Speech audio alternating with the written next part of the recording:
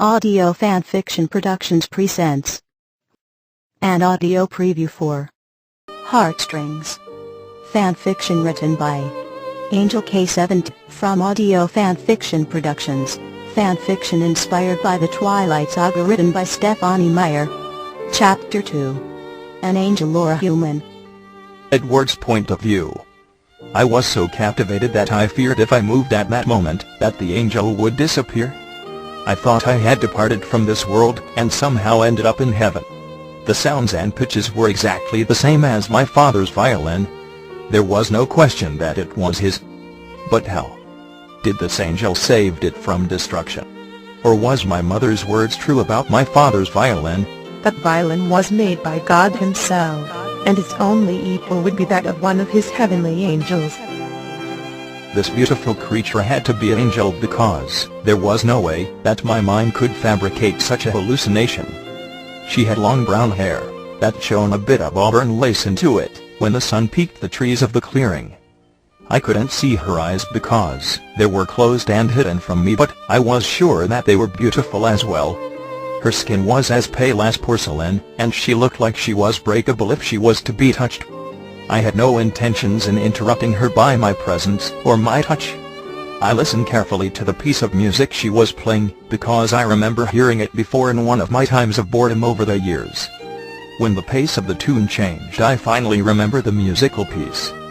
Giuseppe Tartini's Devil's Trill, Sonata in G minor. The tale behind the sonata was that the devil himself came in one of Tartini's dreams.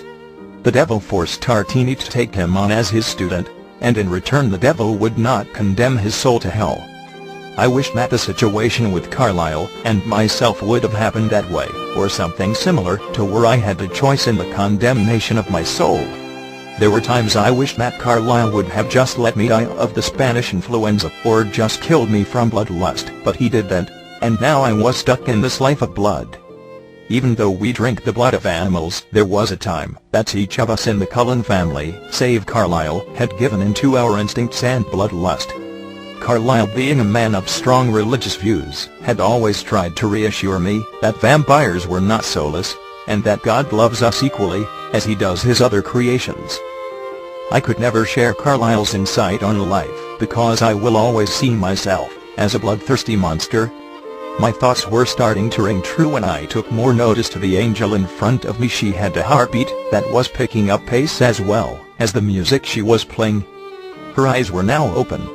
They were a rich colored brown, and they were now reading the sheet music on a stand that I now notice in front of her. The tune she was playing was about to come to a close until one of the strings of the violin broke, and had made a small cut on her neck. The smell of her blood coming from the cut was intoxicating. I had to fight with the monster that now was thirsting for her blood. I watched as she was putting pressure on the cut with what looked like a red silk dust cloth. It shielded the smell of her blood enough that I could hold my breath, and made a mad dash away from her and her intoxicating blood.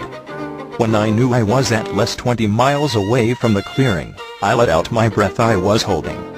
I tried to clear my head, but all I could see was the the human girl, and all I could think about was her blood.